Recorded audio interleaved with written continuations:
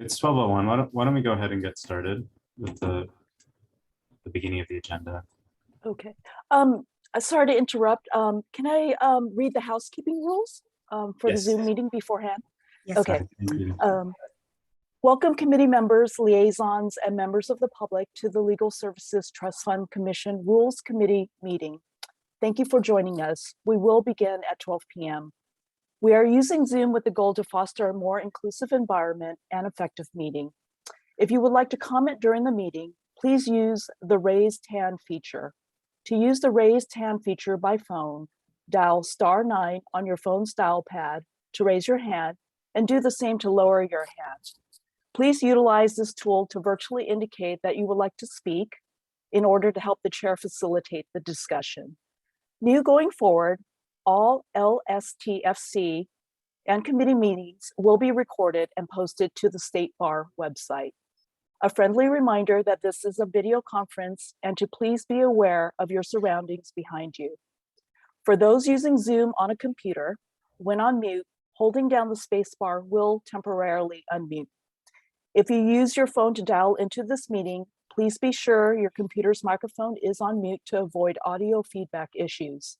While joining audio via computer is highly recommended, if an individual loses audio, they can call in separately using the Zoom conference number. Thank you. Great. Thank you so much, Colleen. So let's go ahead with roll call. Great. Al-Saraf, Present. Fightmaster, Bennett, Present. Blakemore, Present. Boschelli, Here, present. Connolly, Here. Friedman, Meeker, Judge Seligman. We have quorum. Amin, I'll do liaisons and staff as well. Roll. Okay, great. Selena, I see Selena. I'm here. Colleen is here. Brady. Okay, I see you, Brady. And Danielle. Yes. Okay, Here. great. I'll turn it back over to you, Amin, for public comments. Okay, great. Do we have any public comment at the moment? It seems like, yeah. Do we have any public comment? And Kim, Judge Seligman is in the attendee pool. Would you mind? Yeah, I'm trying to promote it. Oh, there he goes. Great.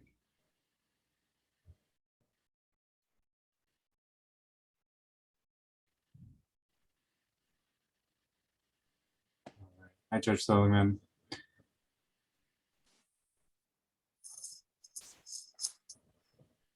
And we have, I see a member of the public in the attendee. Kim, would you mind unmuting to see if the person would like to speak? Oh, it's Zach and Erica. You want me to unmute them? Just Zach, because Erica's our staff.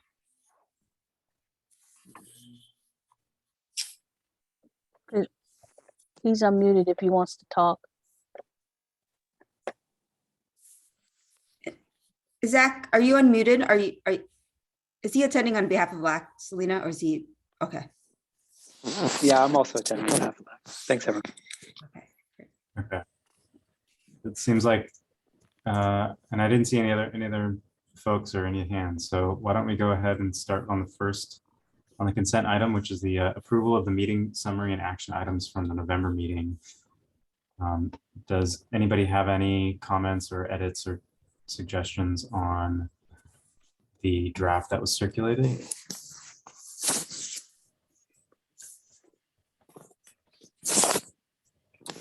Okay. Hearing none, do we have a motion to approve? I'll move. Erica moves and Jim seconds. Jim Okay, I'll do seconds. roll call. Okay.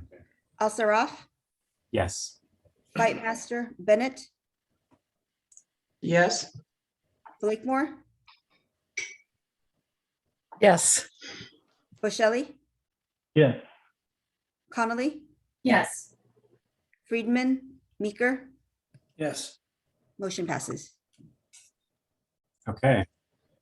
Great. Let's move into the discussion and action items. So the first item is the recommendations regarding the accountability of late submissions, and I'm going to turn it over to Danielle. Perfect. Thank you. I will share my screen and we can get started. So good afternoon, everyone. For those I haven't met, my name is Danielle McCrae. I'm a senior program analyst in the Office of Access and Inclusion. Today, we'll be talking about the issue of how to handle or build accountability around late submissions of grant materials. The memo for this codification issue was posted as part of the agenda today, so that's available for your reference and review as well. And the working group members for this codification topic are Catherine Blakemore and Erica Connolly, excuse me. So this afternoon, we'll discuss the relevant governing authorities and issues or decision points related to this codification issue.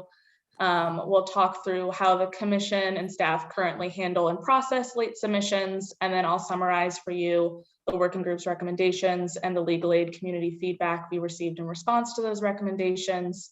And finally, I have a slide with the proposed resolution language in the event that the committee would like to act on or move forward with the working group's recommendations today. So first, state bar rules require that qualified legal services projects, or QLSPs, and support centers that are seeking trust fund program grant funding submit a timely and complete application for that funding. Similarly, the rules require that grant recipients, those that are found eligible and receive funding, submit timely quarterly financial reports and other information reasonably required by the commission. However, state bar rules do not define what a timely submission is or provide a lot of guidance around what to do if a submission is late in most cases.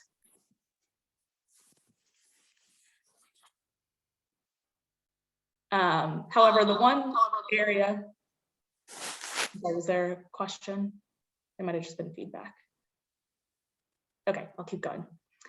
The one area in which the state bar rules are clear on what to do with late submissions is in relation to audited and reviewed financial statements.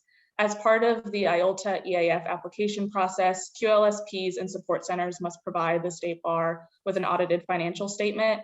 Those are due on May 1st of each year, but there's an appendix to the state bar rules called the Schedule of Charges and Deadlines, which reads, upon request, an extension of the application or an extension up to the application deadline may be granted by state bar staff, and then upon extraordinary circumstances, the commission may grant an extension beyond the application deadline. That's really the only instance we found in the rules and statute that tell us kind of what to do or what we can do with late submissions. However, I did also want to flag that the state bar rules do allow the commission to charge non-compliance fees for processing documents that are substantially non-compliant with requirements or are late without permission that is already in the state bar rules. However, those non-compliance fees have not been put into the Schedule of Charges and Deadlines, so that's not a mechanism or a tool that the commission has gone down. It has not chosen to kind of go down that path in the past. So moving into the issues and decision points here, as you well know, late submissions impact the commission and the state bar's ability to administer our grants effectively and efficiently. Late application materials can create inefficiencies and delays in determining eligibility, calculating grant awards, and dispersing funds. Late submissions of reporting materials, so that is the annual grant evaluation reports or quarterly financial reports. Late submissions of those materials can hinder timely and effective oversight of programs' use of grant funds. Late reporting materials and how the commission chooses to handle them will become an increasingly important concern as we move into 2022. As you all know already, starting in 2022, the State Bar and the Judicial Council must annually report EAF expenditures and outcomes to the California Department of Finance. You might also recall that the most recent homelessness prevention grants, the HP3 grants, are federally funded and therefore require strict quarterly reporting to the Department of Finance as well as the Federal Department of Treasury. So given the potential impacts of late submissions, developing a uniform and transparent framework for how to handle and process late submissions is increasingly important, and why it is on your rules work plan for this year. And additionally, most late submissions that come in late do come in very soon after the deadline. For example, in 2022 IELTA EAF applications, there were 6 late submissions, and 5 of those 6 were submitted within an hour of the deadline. However, State Bar staff currently don't have authority to accept late application materials other than those financial statements. And there's also no penalty or accountability for programs who submit late materials right now beyond being subject to discussion and approval by the committee. There's been some frustration, I think, at the committee level with programs that are repeatedly late with their submissions. However, there's also been a a hesitation to deny those programs funding entirely because of that, that kind of lack of an intermediary step, as was a large part of our discussions at the working group level. So in the working group, what we identified as the kind of major decision points here are whether and when the commission should accept late grant materials, whether late application materials for discretionary and non-discretionary grants should be treated the same or differently, whether late application materials and late reporting materials should be treated the same or differently, and what, if any, penalties should be applied to applicants and grantees that submit these late materials. So I'll quickly walk through what the current practice is, what we're doing now with late submissions before I move into what the working group proposes we do moving forward. And first, we'll look at application materials. So that is the grant applications themselves, budgets, and budget narratives. As I mentioned earlier, State Bar staff don't have the authority to approve or accept late application materials. So right now, staff bring all late submissions, regardless of the length of the delay, to the relevant committee for discussion and approval. For those audited financial statements, State Bar staff can grant extensions up to the application deadline, and the commission can grant extensions beyond the application deadline upon a showing of extraordinary circumstances. And an example of what has counted as or has been considered extraordinary circumstances in the last few years has been COVID. The committee has been relatively generous, I think, in granting those extensions that have been related to kind of COVID concerns and difficulties. And finally, committees and the commission have generally been pretty generous in accepting late submissions, and again, have not chosen to assess a penalty of any sort. Moving on to reporting materials. For reporting materials, State Bar staff have much greater discretion. Staff, the Judicial Council, and the Commission need the information that's in those reports. So we haven't typically rejected them to the best of my knowledge. And State Bar staff may report late submissions to the relevant committee, but that does seem to vary by grant and by committee and by reporting item. So for example, the committee may be more likely to hear about a late annual report compared to like a late quarterly report, because the committees just don't meet as frequently for that to kind of be an item of discussion during their committee meetings. So now I will move into what the working group recommends moving forward. In an effort to create a more consistent and transparent system and expectations around late submissions, the working groups developed a framework with which to evaluate these late materials. And firstly, a submission that is not submitted or substantially complete by the posted deadline would be considered late. We had a lot of discussion in the working group about what to do with materials that come in on time, but they're not completed.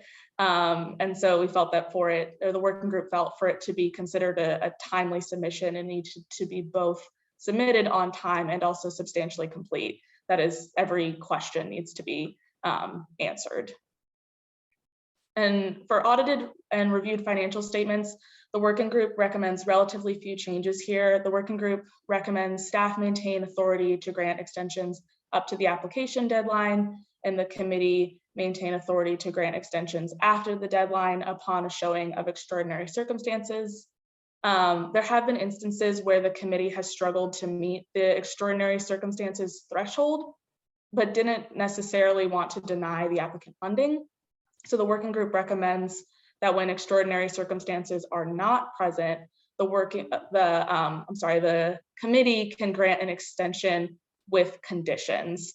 And those conditions might include requesting a corrective action plan to avoid these delays in the future, or if the delay is caused by an issue with the auditor, requesting a notice when a new auditor is secured. For example, the working group didn't want to be particularly prescriptive on what those conditions were, but wanted to provide a couple examples of what they might be. And then for application materials, again, that is applications themselves, budgets, and budget narratives.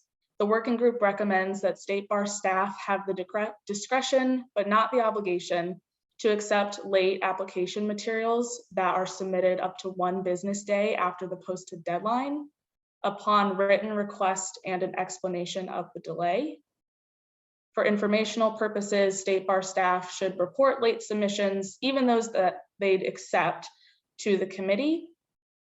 And then any submissions that come in after that 1 business day, or that are within the 1 business day but staff do not accept, would go to the relevant committee for review and a decision.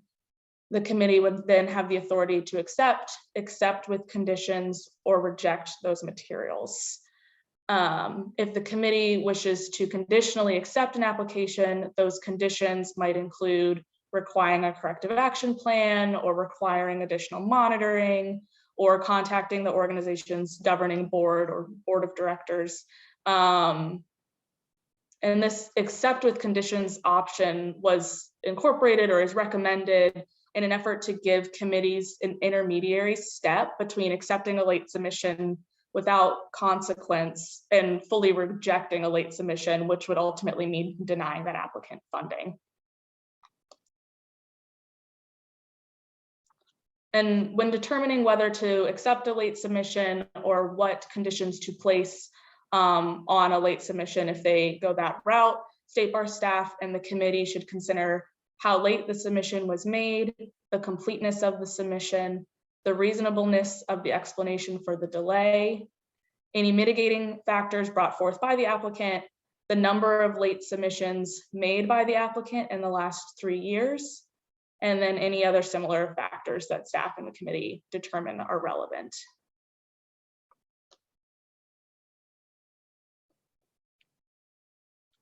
And to maintain consistency, the working group recommends that the same framework be used for discretionary and non-discretionary grants in terms of application materials. The difference would be the appeal mechanism that's available to grantees. If the commission, or I'm sorry, if a committee rejects a late IULTA EAF application, or otherwise denies a program IULTA EAF funding, that applicant is entitled to written notice of the denial and may request reconsideration by the full commission. Whereas committees overseeing discretionary grants have authority to reject late applications without appeal. And it was also worth noting that the committees overseeing discretionary grants may be less willing to accept late materials given the competitive nature of those funding opportunities. So then in moving to reporting materials, the working group recommends that State Bar staff maintain authority to accept late submissions, but would require programs request that late approval and provide an explanation of the delay. Again, as with late application materials, State Bar staff should report late reporting submissions to the relevant committee. And the working group determined or decided not to have the same approval process for reporting materials because there are so many reporting deadlines that it would be particularly onerous on committee members to evaluate and approve late submissions for every quarterly report, annual report, and so forth. However, to ensure committees can still support programs that struggle to submit timely reports and hold those programs accountable, the working group recommends that committees have the authority to take action they may deem necessary to evaluate the organization's administrative capacity in compliance with program requirements. And then finally, the working group recommends that, or notes rather, that a demonstrated history of late submissions of both application and reporting materials may be a relevant factor in assessing an organization's administrative capacity. For example, our discretionary grant scoring rubrics often include an administration or organizational capacity category. And in evaluating that category, many committees already are considering a program's broader compliance with requirements. And so a program that has sent in several late submissions over the course of the last 3 years, for example, may receive a lower score in that administration or organizational capacity category in future grant scoring. And then on this slide, I've presented a couple of the points of feedback we received from the legal aid community. I do want to say this is not all the feedback we received, but several of the other points or requests related to what should be included in the memo rather than the proposed language of the rule itself. So there's additional detail in the memo that's attached for this agenda item. And I will also, of course, open the floor to Selena and Zach after I talk through this slide if they feel like there's a major point that's missing here. But a few that I wanted to put in front of you today. The legal aid community requested extending State Bar staff's authority to accept late submissions from 1 day to 2. The working group wasn't strongly opposed to this, but because the vast majority of late submissions come in during that first business day, it didn't seem necessary. And also most application deadlines are set for Fridays, not all of them, but most of them. So that first business day already spans 3 calendar days in most instances, since it would kind of cover through the following Monday. The legal aid community also recommended striking mention of contacting an organization's governing body or indicating that that avenue would only be pursued in cases of egregious delay or repeated delays. The working group felt like communication with an organization's oversight body is appropriate, but I do think they envisioned that route being taken in instances of repeated delay or kind of a larger compliance issue. And finally, the community requested that programs be able to bring forth any mitigating circumstances, particularly those that might be out of their control when a committee evaluates their late submission. And the working group did incorporate that request. That is now one of the items or factors of consideration. And again, I'm happy to talk further about other community feedback if committee members have questions or if LAC would like to expand on anything else that they kind of put forth to us. The last slide here is just a proposed resolution for if and when we get there. But I want to open up the floor to any questions. It may be most helpful to for me to kind of stay in these couple slides on the working group recommendations. But at this point, I will stop talking and answer any questions you all may have. It looks like Selena has her hand raised. Do you want to go ahead, Selena? Sure. I wanted to explain our reasoning behind the 2 business days. It's not an automatic, we were not arguing for automatic extension. It was just giving State Bar staff the authority to accept it to 2 days. One reason is that what if the State Bar staffer is out sick on that Monday and that the staff feels that they have to quickly let a couple of organizations know that they didn't submit it, or even the piece to get the written reason why it was late. Say a couple of programs submitted at 5:10 on Friday afternoon, and they want to find out from the programs, why should we accept this late? So we thought 2 days would give State Bar staff a little bit more flexibility for their own workflow. But again, it would be staff authority. They could decide to not accept 2 days and it would go to the commission. I also had a little bit of concern if the issue was an organization had miscalendared or somebody was out sick or out on medical leave and it went to the wrong inbox. I didn't want organizations to feel that they were rushing to do an application where State Bar staff were getting perhaps not as well written application or report. And so if in conversing with State Bar staff says, oh, okay, someone's out, we'll give you 2 days and it will give you a better quality application. So that was just thought it might be better for State Bar staff. And the other issue around contacting the governing board, I think for us, it was just, as Danielle mentioned, a lot of organizations there within an hour. And so for organizations who submitted, several minutes late because they had a technology glitch and they explained it was a technology glitch, I think they just wanted a little bit of assurance that their board would not be notified if they submitted an application 10 minutes late. But I think everybody understood for particularly, egregious delays that it does make sense to let the governing board know in case it would impact other operations. So yeah, just to clarify what those two things are, just to give more authority to State Bar staff and a little bit more assurances that it wouldn't be, telling the board every single time an organization was a few minutes late. Thank you, that's helpful. Looks like Jim Meeker has his hand raised. Yeah, a couple questions. First one's easy. When you talk about relevant committees, who's a relevant committee for non-discretionary grants? So for non-discretionary grants, IELTA EAF, it would be the Eligibility and Budget Review Committee. Okay. And on the history of lateness, I can see how that can be factored in on the organizational capacity issue for discretionary grants. How are you going to factor in the history of lateness for non-discretionary grants? That's a great question. So we have that listed as one of the factors that the committee would consider when evaluating whether to accept with conditions or reject a late application.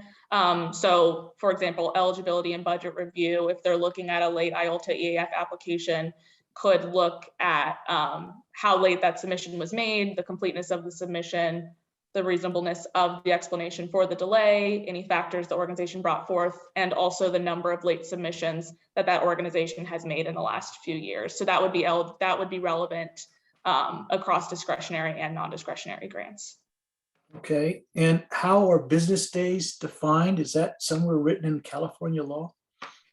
I don't know if it is in California law, but we have a footnote in the memo that it would exclude weekends, holidays, and it would basically be the same time on the next business day. So if the deadline was at 5 p.m. on Friday, for example, State Bar staff's discretion would go up to 5 p.m. on the following Monday. And holidays are defined by state recognized holidays, or, I mean, there are a lot of religious holidays out there that the state doesn't necessarily recognize. So Jim, Danielle, if you don't mind, I'll kind of jump in, says on the working group on this. You raised a good point that we should probably cross-reference with either like state or federal definitions of like holidays. I'll invite Catherine to sort of put in her 2 cents. I envision it would be California state holidays. I anticipate the bar probably has that kind of definition somewhere in its rules, but that would be, we would likely incorporate it based on some kind of other governmental body's definition of holidays. I mean, often, and I think lawyers are familiar with using court days as a stand-in for business days, and those are published by the superior courts. And they're consistent across all the courts? Mm-hmm. Yeah, it's the California, it's either this Code of Civil Procedure or the Rules of Court. Yeah, there's a Code of Civil Procedure that specifies what official holidays are, and it's state holidays. And all the usual suspects plus Cesar Chavez Day, I think, and there's one other birthday. And the day after Thanksgiving, which is not a federal holiday, but is, I believe, a state holiday. Anyway. We can build out that footnote and add that. Yeah. And last but not least, on these rules for like the routine reporting requirements, since now on some of these grants, we have to follow the rules of the Department of Finance for the state. I mean, is there any particular place where our rules would conflict with theirs? Well, I don't think so, because for reporting requirements, we are not, the working group is not recommending this strict framework of approval. And I think that was part of it, is we were worried about how that would butt up against deadlines imposed by the California Department of Finance, Department of Treasury. And so there's not this firm kind of 1 business days and thereafter framework for the reporting requirements. It looks like Dwan has her hand raised, so she may have a better answer to your question. Yeah, we really struggled with this because mainly because of the federal reporting that we're subject to for the homelessness prevention grants, because that is really a strict deadline. Like, we need all the reports from programs in order for us to be in compliance with Judicial Council and for them to remit. But at the same time, if a program submits it late, we still want that information and then we would supplement. We're still in communication with, Department of Finance to see whether there's a mechanism to supplement it. So we didn't want to go so strict that then there's not a mechanism to then accept that and then make the reporting requirements more full and complete on our end. And so I think that's why we landed on giving staff kind of the authority to accept that. With HP is where we definitely need to send the message that the programs need to be in compliance, but we didn't know how to really do it in a way that then didn't, like, we still want to accept it. That was the struggle. Like, we want to be firm, but we want to encourage that they submit it, right, even if it's late. So that's where our struggle was.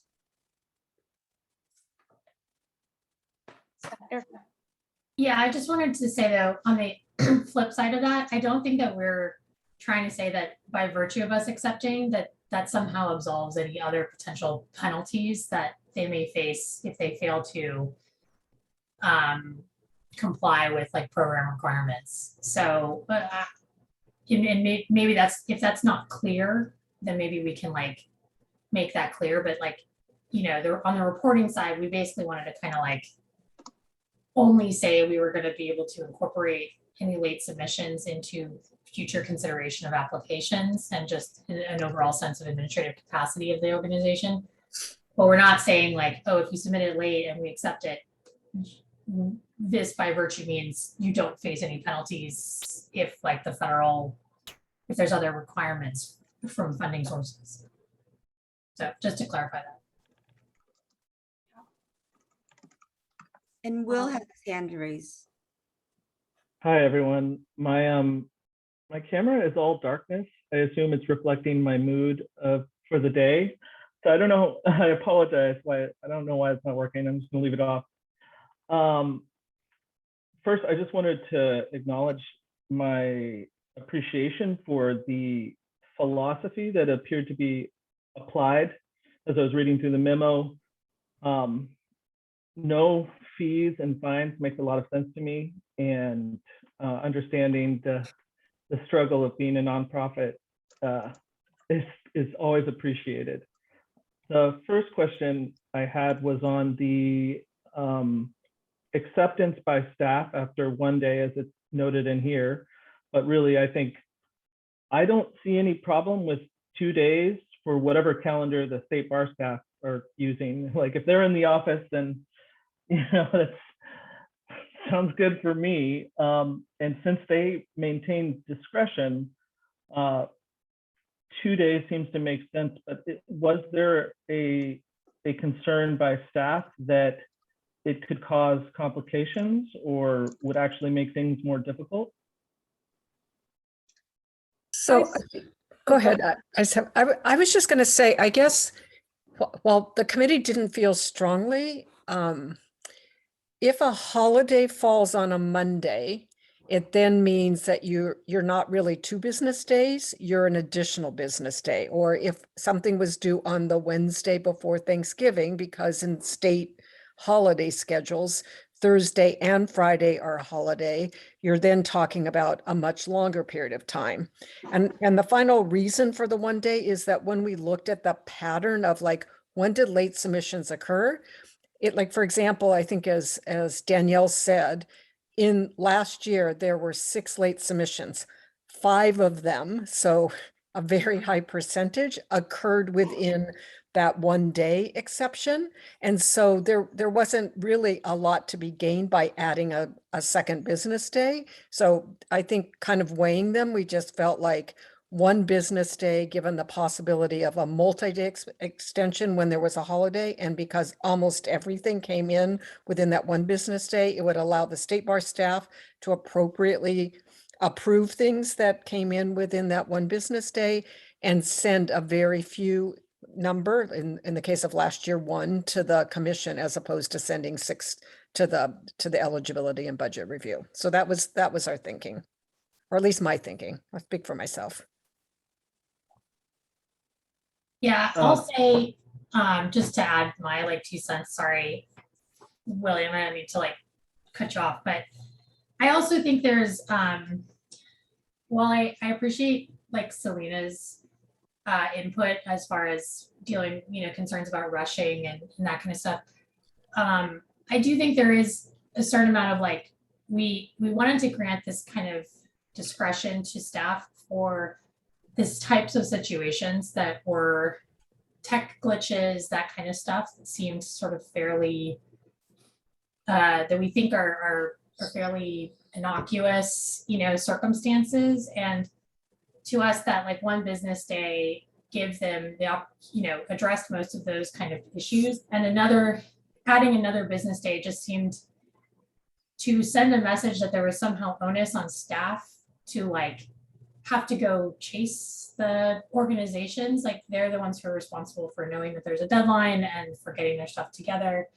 Whereas I think that some of the reasoning that was given back to us and the feedback from the communities was, well, this would give staff the opportunity to like contact us and let us know it was late. And then we have an opportunity to like put our application together. And, I think there is something to the idea that like, it's not actually staff does that. It's a courtesy, but there's no obligation and no duty for them to do that notification. So that's why we thought the one business day was a way to like, make sure that staff had the discretion for these, sort of normal, there are errors that happen, we understand that, while also emphasizing that the organization still have the obligation to,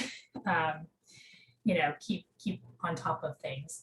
But like Catherine said, it's that was at least my thinking behind why I thought sticking to the one was a better option. So I'll be quiet now. And Judge Seligman has his hand raised. Oops.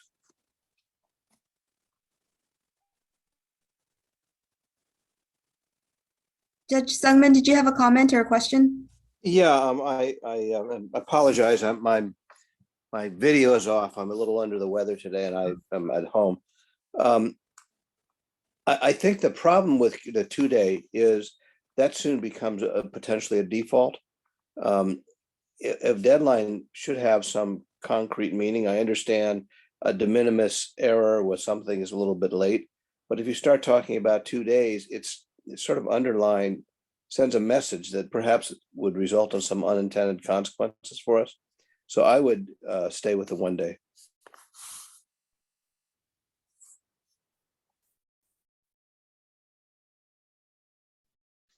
Okay, are there any other comments or questions? I certainly don't want to limit discussion if there's discussion. I guess I have a few questions. Of course. Ongoing, on the 2-day thing, to respond, I agree mostly with the being really clear on deadlines. I guess where I struggle is my view that many of these organizations are fundamentally underfunded, and that structural deficiency means that where we can, we create an advantage for everybody where we have the discretion where we need it. And if it were an automatic approval of a late arriving application,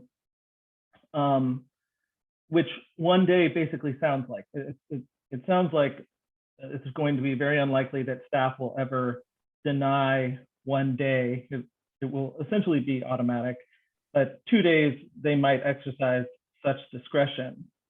And do we gain a lot by cutting it off after 24 hours and somebody submits an application 25 hours after, for whatever reason, they couldn't get a hold of staff, there were internet problems, and now it has to come to the committee that's receiving it for discussion, when I honestly would fully trust staff to determine whether that application, even if it's 47 hours late, was deserving of acceptance. And I have more, but I want to let other people respond to this particular topic. Jim, did you want to go? You have your hand raised. Yeah, I have a response to William. I mean, as was noted in the memo, most of the due dates on these things are Friday. So when you give them one business day, that means you have a Saturday, a Sunday, a Monday, which is 3 days, not just 24 hours. And in the case where you have a 3-day weekend, then that turns into 4 days. So I have no problem with the 1 day. I don't think it needs to be 2. So I also just want to respond a little bit, William, just to kind of give you some context as well. I totally take your point about the organizations being like underfunded and often like dealing with resources. I will note that like 95% of them managed to get their applications in within the deadline. So, you know, we're really talking about there's sort of a handful, and there is a certain equity, right, about the fact that, you know, if 95% can get in their applications and do so by the deadline, you know, what message are we sending if we're like, well, it's actually fine if you're really just, you know, we're trying to balance, because right now anything that's even 5 minutes late comes to the committee. You're trying to sort of give more grace and try to address the kind of situation that you're concerned about by allowing the staff to have discretion.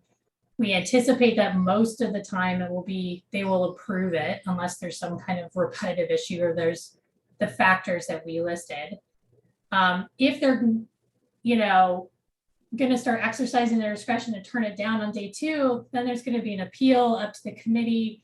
So I'm not sure how much we gain in that situation either, at which point it just becomes an automatic, you know, a nearly automatic approval after 2 days. So, you know, I totally get your point that, and we're trying to support and like make sure that the organizations like, you know, get funding. And that's part of why we wanted to do this 1 day discretion so that there wasn't so much stress for the organizations. Like I said, I just want to highlight the baseline right now is all of them have to come to us. They all have to explain to us every time it's 10 minutes late or a day late or a month late, you know? And so that's why we struck the balance of 1 day. Again, if the rest of the committee feels strongly that it should go to 2, I'm not gonna say like, I don't wanna blow up the whole framework on it, but I did wanna just highlight some of the tensions that we identified in the working group, and that's how we ended up at the 1 day. And there you go, I'm done. Selena, do you wanna go next? Yeah, I promise to keep it brief. I would just say, I want to make sure that we're not messaging that it's an automatic extension, that it is a grace period, that this is still staff discretion, and that if an organization submits late, they need to explain why and say, please accept this. What I did hear from organizations, because Zach and I convened people separately, we had, you know, kind of listening sessions. Many organizations told me directly that they thought that organizations at least need to say why they're late. So I think that no one expects this like automatic extension, you know, it's okay if you're late every time. Because I do think that that would play into when the commission would want to let a board know if an organization every single time is a day late, you know, a board may want to be aware of that. But Even though we're saying it's, considered automatic or whatever, I want to make sure that that's not what LAC is considering, and it would still be staff discretion. Yeah, I think Dwan, you had your hand up first. Yeah, I was just gonna make that point that it really isn't automatic, and even though like obviously if it's an isolated incident and they're only 5 minutes late or an hour late, we would accept it, but we also want to retain that discretion in case if they're 15 minutes late the last 3 years, that's probably going to get elevated to the committee.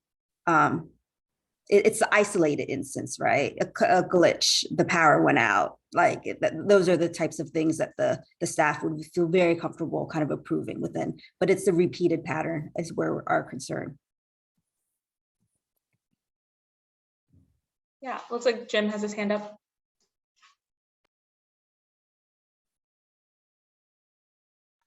Jim, you're on mute Jim, still. you're muted. That one of the things that the organizations were sensitive to was notification to the governing board that there's problems in their submission. And I just wanted to know, have we ever done that before in the past, and what has been the consequences? I think Dawn has her hand, and to answer that question. So we have done it, but it was, as you recall, there was a program a couple years ago that we found ineligible that was extremely late, like a month late. And so we did contact the board, but it's been very, very rare circumstances. So it wouldn't, and we didn't intend it. We hope the memo is clear on this.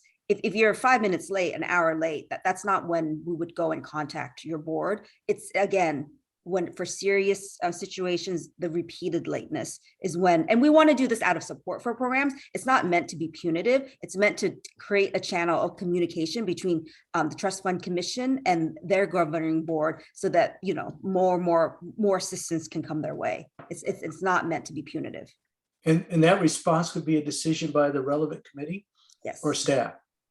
Committee.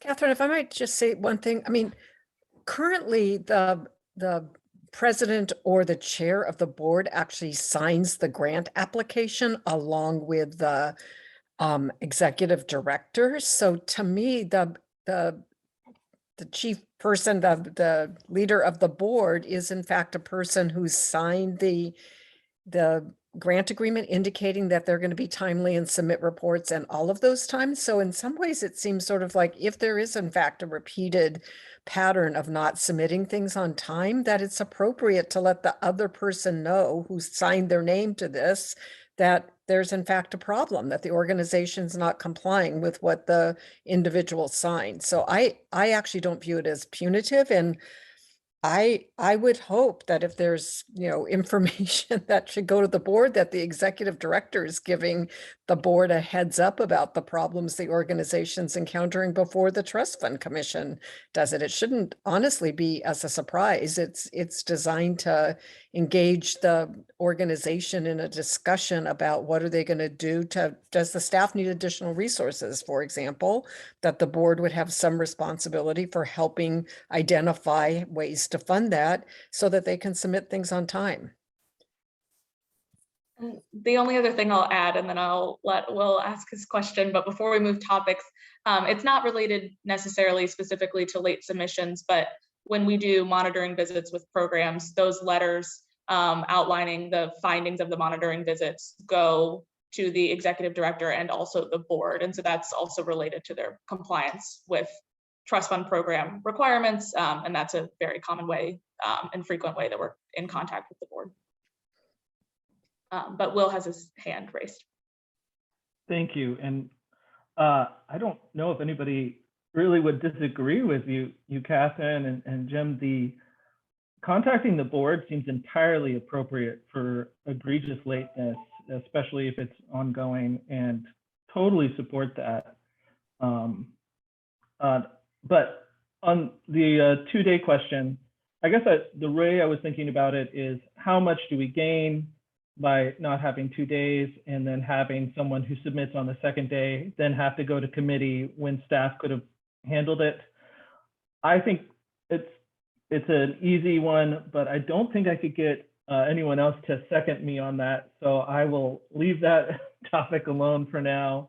But I wanted to explain my thinking. And if it's okay, I have I think 2 more questions, or really, I guess, maybe 3. But just to clarify, they have the right to appeal on the IOLTA grants, but not on the discretionary ones? Yes, and that's consistent with current practice. There's a state bar rule that affords programs the ability to appeal or request a reconsideration if they're denied IOLTA EAF funding, found ineligible for any reason. But with the discretionary grants, it says clearly in the RFPs, for example, that the committee decisions are final on grant awards and amounts. Joanne, do you have something to add? Yeah, I'll just further that a little bit. With the IOLTA and EF, we feel like it's really core funding of an organization. They do come to rely on it year to year. For a lot of organizations, it can comprise half their budget or sometimes the majority of their budget. We felt the stakes are high. And plus with IOLTA and EF, we normally have a reserve where if they go on appeal, we have revenue to pay out. It just felt like the stakes are higher. So there should be, proper due process. With the competitive grants, they're not relying on the funding. It's competitive. They don't know if they're receiving it. And a lot of times we need to move really quickly. And with the RFP and the formula kind of allocations, the committees go to distribute that full amount. And so we feel like an appeal would really hold up the process and distribution. And we don't have a reserve a lot of times for the discretionary grants. But they are still able to go ask the committee. And then the committee's decision. Well, the committee can decide whether there's not, once the commission makes a grant determination, like usually the committee sends it to the commission to approve the grant awards. At that time, if the programs wanted to appeal with discretionary, there's not a mechanism now. We say in the grant application that there's no appeals, and we would like to maintain that process for discretionary grants. So there is they submitted a late application and it goes to the committee for determination. And once the committee makes that determination, there is no appealing back. They need to show up at that meeting and make their best case there, and that's it. That sounds fair. Yes. I mean, they can also show up to the commission. They can show up at the committee and put forth, public comments. They can also show up to the commission the day when the commission decides the grant determination. And yes. Oh yeah, okay. It didn't occur to me that, of course, they could also make that appeal in air quotes at the commission meeting. Then on the rule side of things, will we be logging in a consolidated form all of the late accepted applications? I assume it'll be somewhere, but I don't know if it'll be easily accessible, especially over time, if we're going to be talking about assessing them years down the line. Hey, the past 3 years you've had this.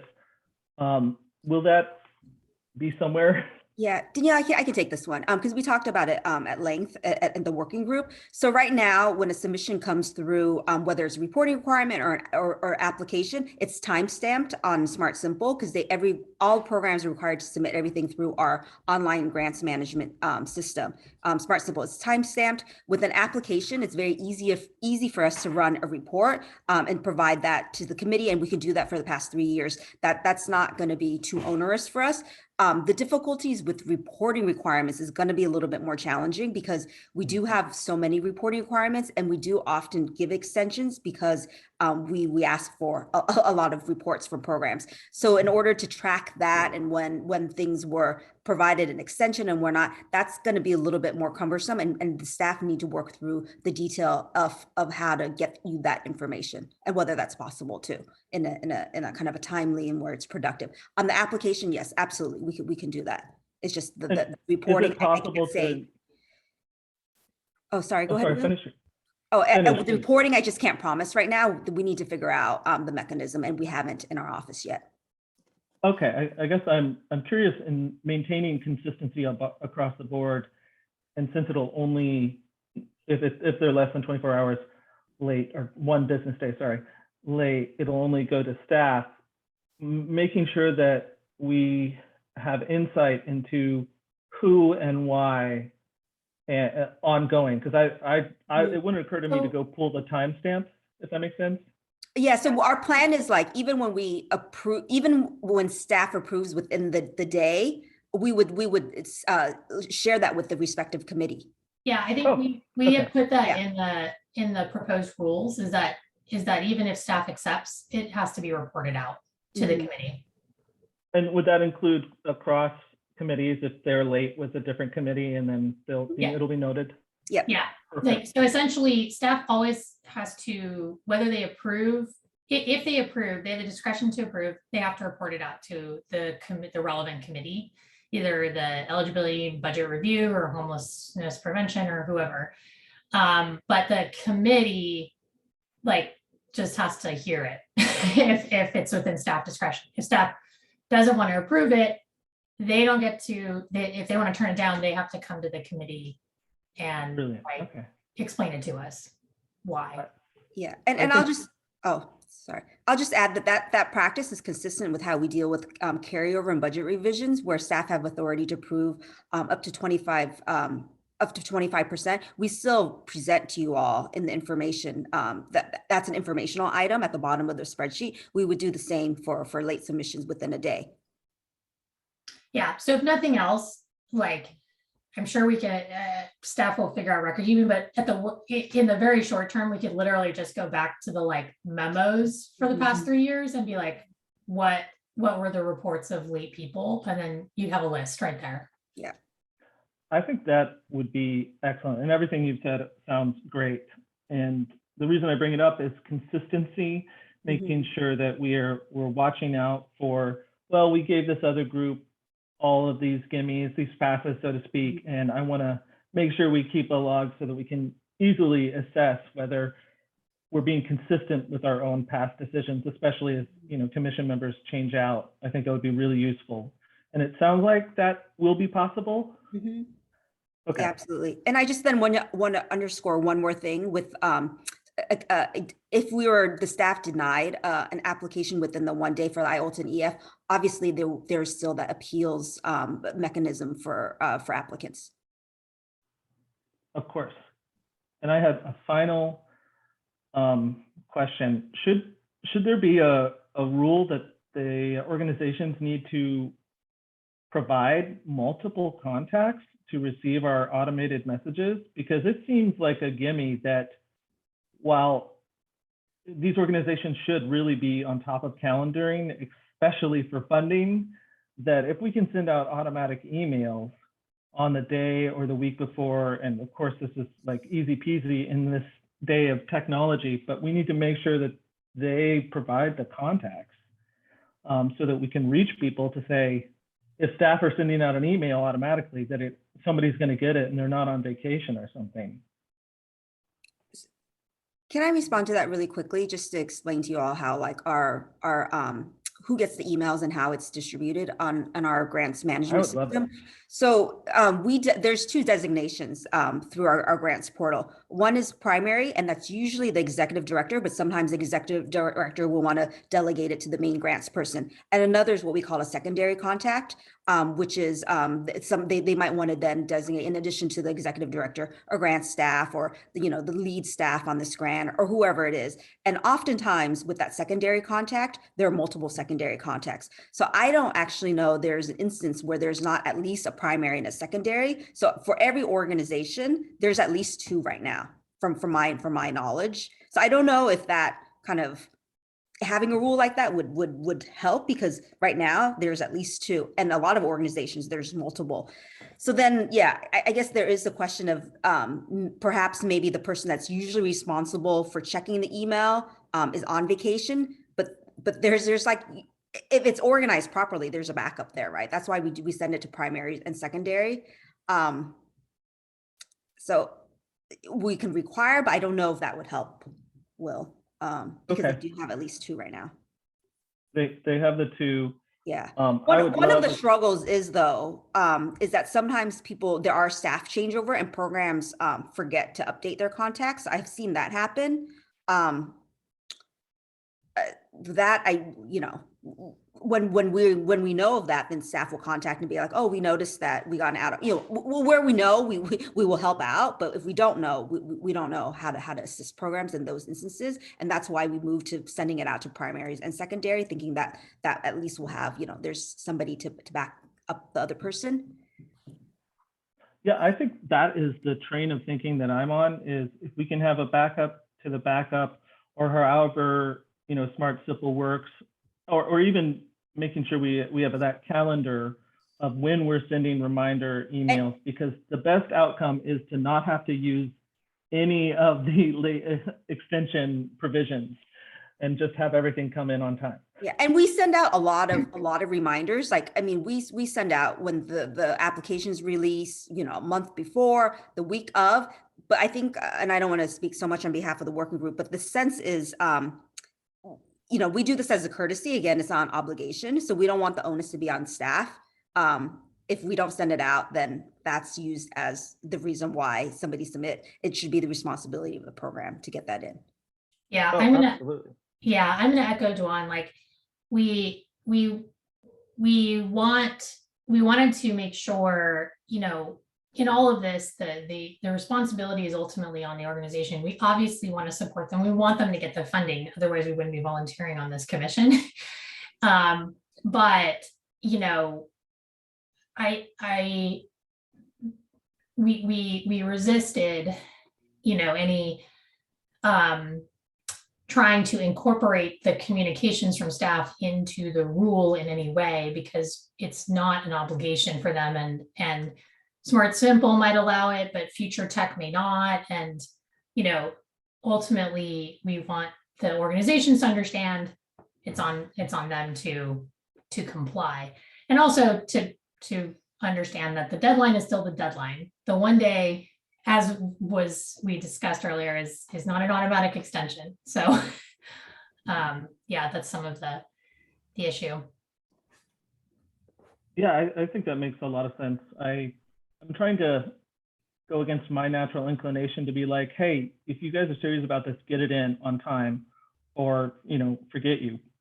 And think about it from the standpoint of what best helps the access to justice.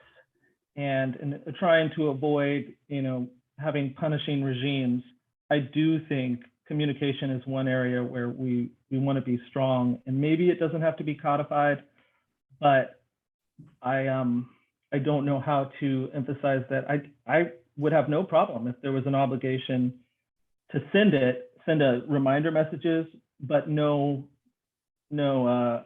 it's not an acceptable excuse that you're late because we missed it, sort of thing. And maybe that's not the popular view, but I really strongly believe we should take on that, because it's just cheap to send emails, and it's a pain to have to track down applications or go through the review process in the committees and the commissions, or sorry, the appeals process, or the review of the extension request, or any of that. So however we can avoid that outcome, I think it's worth considering. Thank you. I mean, I will just put in my 2 cents from the working group to advocate for the framework. And obviously I'm conflicted because I worked on this with Catherine, but we really were trying to strike that balance to sort of give the organizations more comfort than they have now, which is right now, if they're 5 minutes late, they come to us and we have to review every single one of these. And it becomes,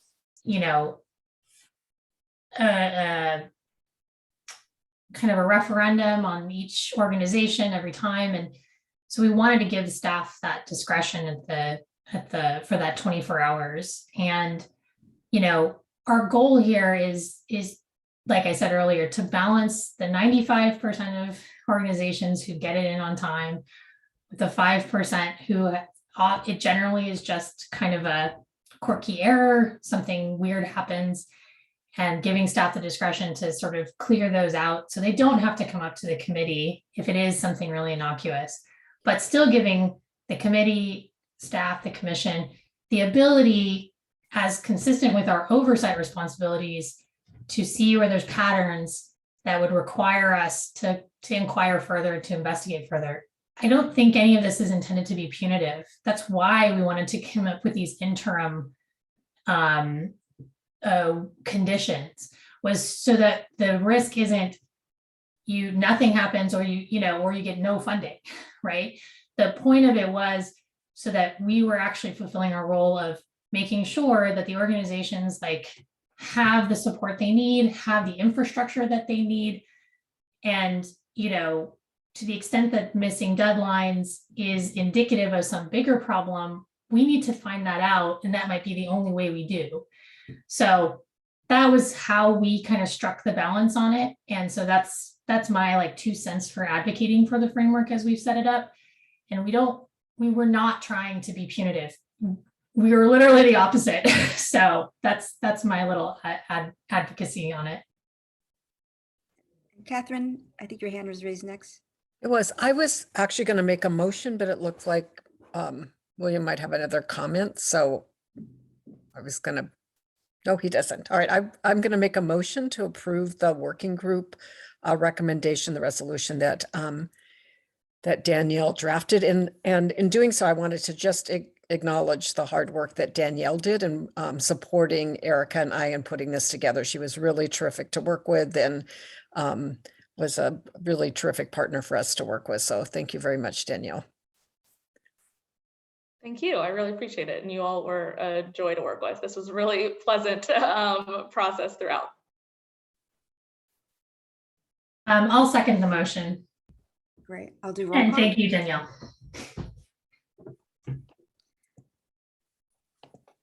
Sorry. Al-Saraf, Yes. Fightmaster Bennett. Pamela, you still there? Trying to She's get not unmuted, anymore. but yes. Oh, yeah, okay, great. Sorry. Blakemore, Yes. Bashelli, Yes. Connolly, Yes. Friedman, Meeker. Yes. Great, motion passes. All Wonderful. right. Thank you, everyone. you. Thank you to Danielle and to the working group. You guys put in a lot of thought and effort into I mean, it's an administrative issue, but it's a significant issue. So I really appreciate the report and the thoughtfulness that you put into it. The next item is, I'm going to turn it over to Dwan to kind of give a little bit of the background and update on. It's the updates that we made to the functional matrix. Yeah, I'll just give a little bit context. So this wasn't originally part of the Rules Committee work plan last year, but at the last commission meeting, the commission had requested that this functional matrix be updated by the Rules Committee. That just updates, there wouldn't be any additional research to go to it, a related memo to just pretty much update the functional matrix. And as you recall, the functional matrix was passed around 2018, 2019 during the Legal Services Trust Fund working group that dealt with, looking at the trust fund commission structure and the roles of the trust fund commission and staff to see whether there would be any changes. And so that working group recommended to the board that passed what we called the functional matrix that carves out the roles of commissioners, staff, as well as the board of trustees. So in light of the passage of SB 211 last year that confers additional authority to the commission felt that we needed to update that functional matrix to kind of reflect the current authority of the commission, and also this would be a good time to kind of revisit the commission's role and staff's role. So in looking, and before I share the actual proposed changes that we made to the matrix, in looking at and working on the matrix, this working group that's comprised of myself, Amin, as well as Erica Connolly, we felt that this functional matrix, and once you see it, if you haven't already looked through it as part of the meeting materials, it's a little bit of an unwieldy a document as a policy. So our proposal is that we have made some draft changes to it, but that we will want to use that as a working document to then change that into a narrative form that would then be included in perhaps not as a state bar rule, but as guidance for the commission, as part of the commission kind of orientation, and perhaps if we build out a trust fund commission commissioner, something akin to like a board book, that would be included, so that onboarding of new commissioners as well as existing commissioners are very clear on kind of their roles and responsibilities, as well as that's used as a tool for staff. And so that's the proposal, and that's why we're not actually bringing to you a motion today to accept those changes, though we'll walk you through those changes that we propose. But we want to bring this to the commission on March 11th, with then one additional request is that each of the respective committees draft a 1 or 2 paragraph to go along with this narrative that we'll draw from the functional matrix, kind of outlining what the role of that particular committee is, if there are kind of any nuances in terms of delegation of authority or the roles and responsibilities of those committee members as well as staff. And so we're hoping that can be finalized this year, but it's going to take a few months because we would like each of the respective committees to take a little bit time kind of working on that. So that's the background, and I'm going to share it now, and you'll see what we mean by a little bit unwieldy. And staff always have a hard time trying to find this matrix. We actually have included on the front page of Smart Simple because programs have asked us, and it's just very hard to find as a policy document that it's buried in this chart. So with that, let me share my screen.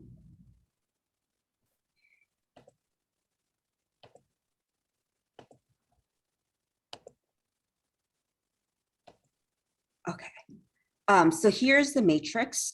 Is this large enough, or should I zoom in? Whoops. Close this. Let me just walk you through it, and then I'll talk about kind of the high level changes. So the way this is organized is that this column here has kind of the key functions, and then it outlines what the staff role is, what the commission role is, what the proposed staff and commission role is, if it's a change from the current practice, and then what the board's role is. And this originally was meant to really update this last column because the board's role looks different now in light of SB 211. But as we looked at it, we definitely made some updates within the commission and staff role to kind of just right now, at least just reflect the current office practice. So a lot of this is wordsmithing. It's not a lot of substantive changes in these columns. Where you'll see the substantive change is, for example, with the Board of Trustees, it used to say for this particular line item that deals with development of policy guidelines and statutory change, that it would go to the board to approve all rules and guideline changes. Now it reads that the board must approve unless, and this is quoted directly from the updates to Business and Professions Code 6210.5, that the board will has to approve it unless it conflicts with the statutory, fiduciary, or legal obligation. So that's one of the biggest substantive change. Another one that I'll point out to you is for this this second row here, where it's to review application and audit to determine eligibility. That's nothing will change for the board in that, but we did want to note that that the state bar is required to kind of develop like an audit process. And this is part of the update to the Business Profession Code. So it reads, none, however, to ensure that awards made by the Trust Fund Commission are consistent with the statute and other governing authorities, the state bar shall develop a program to audit a representative sample of grant awards each year. So we just lifted that from the B&P section. So that's a substantive change. All these other changes really is just to reflect the current practice of approval of grants, approval of budgets. The other big substantive change that we wanted to propose to you is that the way it's broken out is this first section deals with IOLTA and EF application, and then there are respective sections, one for before partnership, another for bank grant. And within that, there were rows that talked about carryover and budget revisions. Well, we actually have a codification topic that's going to be later this year that deals with carryover and budget revisions. So we think as a standing document that we're going to actually pull into a narrative that we should not talk about the carryover and budget. That felt a little bit granular. And plus, since we're going to be exploring it in more in depth as a codification topic, we don't think that it should live in this type of document. So that will just be stricken out completely from each of those respective areas. The other big change that we're proposing is that, so there was the bucket for there was a section for IOLTA and EF, there was one for partnership, and then there was another one for bank grants. So this functional matrix was passed before we received homelessness prevention grants. So we thought a better kind of organization of it would be IOLTA, ENF, and then everything else falls under discretionary grants. And that would then include, obviously, partnership, homelessness prevention, bank grants, and any other kind of additional discretionary grants that may come our way in the future.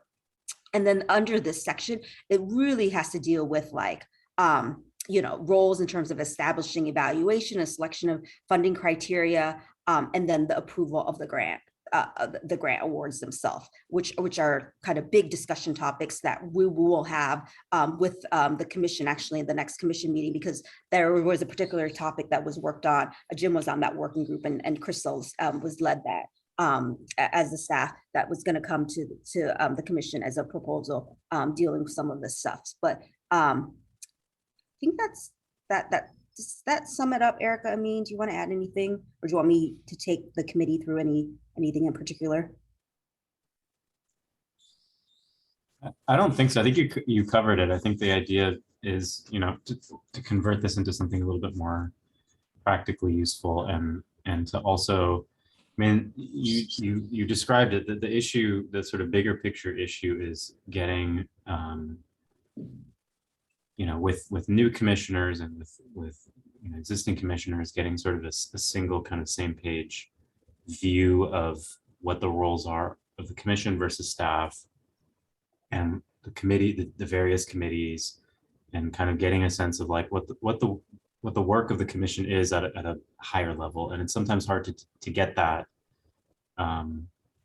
in one place, and this is a good way to kind of accomplish that goal. And so, yeah, so I think, I appreciated the kind of effort that went into making that to begin with and kind of getting that going. And then also, analyzing, Dwan spent a lot of time kind of analyzing the issue, and we had a fairly robust conversation about how to modify this. And I think we got to a point where it just made more sense to have that kind of narrative approach to it rather than a chart that wasn't really very clear. And SB 211 obviously changed a lot of the game.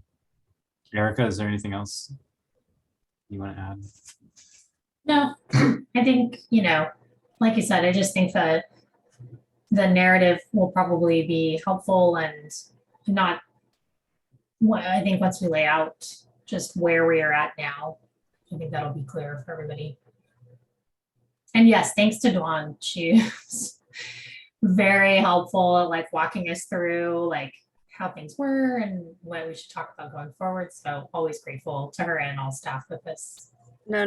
Thank you so much to Erica and Amin. And at one of our calls, we actually had the benefit of having one of our co-chairs on Kim, and then one of our former chairs to help us kind of brainstorm through this. And I'll say one more thing, and Jim, I see your hand up.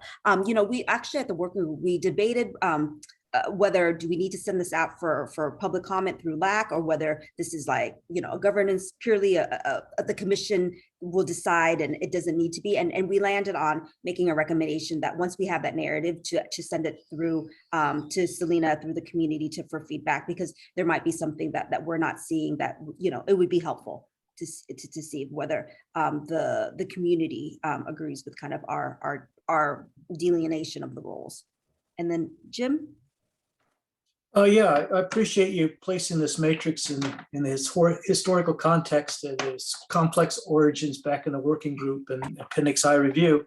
And it has gone through a lot of revisions. The only thing I'm concerned about right now, and I appreciate this is a work of art, and it's a process of changing, and it's going to evolve.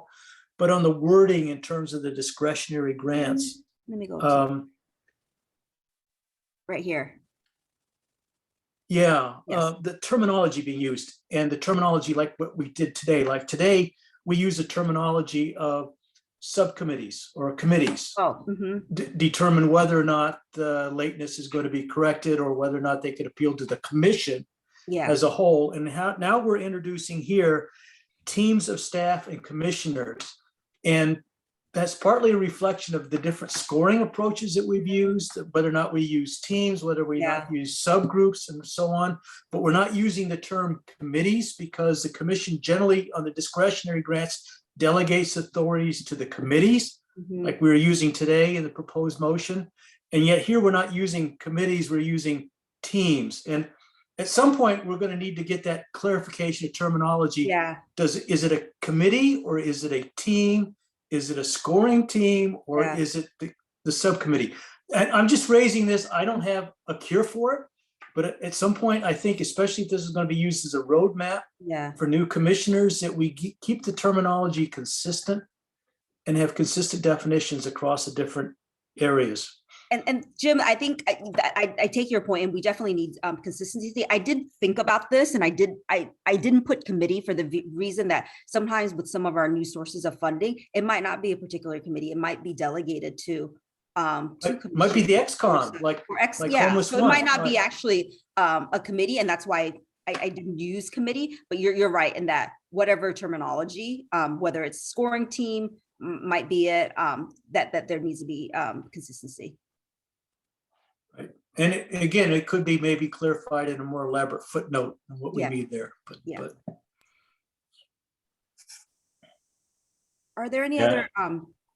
Go ahead. I mean, no, I appreciate the comment, Jim, and I think Dwan, you were getting at this is, I think given how we had the differences, I think having the broadest type of language in this document probably gives us the best path forward so that we don't run into a situation where we're creating limitations here that weren't intended to be created. But I think like Dwan said, this is a working document, so we're still kind of moving the ball forward. And I think that all those kinds of things will probably be addressed, especially as we get committee by committee feedback. Okay, was there anything else on this topic? No, did anybody have any other questions or comments or particular cell that you wanted me to review or? Okay, if not, I do think that once it's a narrative form, it'll be a lot easier for you to provide feedback. This again, it's unwieldy is what, I don't know how else to describe it. Okay, let's move on to the last item, which is the Rules Committee work plan. Yeah, I just wanted to make a pitch because I included the latest work plan on there, and you'll notice there are several working groups that have no volunteers or only one. And so just really want to encourage you to look at your schedule and see if you have availability to volunteer, particularly for some of the issues that are coming up. Law school clinics is one that's coming up at the next Rules Committee meeting. Jim is the only right now volunteer. Please see if you have some availability, and if not, Mina and I will need to regroup in a week or two, and then we might be contacting you to see whether you're interested. So this is your chance. Can you just email me offline? I'm just gonna say, I'm happy to volunteer for later ones. I can't take this April one because I have a brief that's gonna be due. So if you could put me at the bottom of your contact list, but I'm happy to work on other ones later. Thank you so much. I just did 2, so I know. And Erica, you've gone 3 in a row, so I think you do need a break after. Yeah, I appreciate it. And now the 2 this time. So thank you so much. Yeah, but I'm happy to. I'll look at the other ones for later. Thank you, everyone. Do you need people on the definition of civil legal services? I couldn't quite tell which one. Catherine, I think that's the one you had emailed me that you were open, and I think I actually took the liberty of adding you to that one. Okay. But I get your. Yeah. I'm down to that one. Will, is that you? Will, yeah. Okay, great. Thank you so much, Will. I'll put you down. Yeah, and also the client complaint process. Great. Great. Okay, then that one's coming up. Great. I'll let Erica know. Thank you. Okay. Yeah, and Dwana set out the time frame, so match that for for other folks to what your schedules are. This is not intended to be, you know, an onerous concept for everybody. We just want to make sure that we've got multiple perspectives in the course of each of these working groups. And if you're curious about the time commitment, it's usually, I would say, maybe 2 to 3 calls of about 2 hours, and then leading up to like a meeting like today, we do get feedback from Selena that then we want to meet and then talk with you all. So it's perhaps about 4 meetings. The first 2 are more intensive, and the last one is a lot shorter, like half an hour, 45 minutes, an hour, just depending on the level of feedback we get. But the drafting is all staff led, and then we obviously would love your input on the actual memo that's drafted, but the staff do the legwork on that. Okay. All right, I think, yeah, and just send an email to Dwan on those offline. I think that's it in terms of our agenda. Thank you, everyone. Thank you again to Danielle and to Dwan and the working groups for all of the effort that you made. And Erica, you've, yeah, two in the same meeting. That's like, we're gonna keep a tally. There's gonna be, you know, there'll be a prize at the end. That's, I think, at some level. But anyways, I appreciate all the effort that you guys have put into these issues. And I'm looking forward to the next one. And with that, I think let's adjourn. Everybody have a great rest of the Thursday and Friday and weekend, and we'll see you guys next time. Great. Thank you, everyone. Take care. Bye, thanks, everyone. Bye. Thank you. Bye-bye.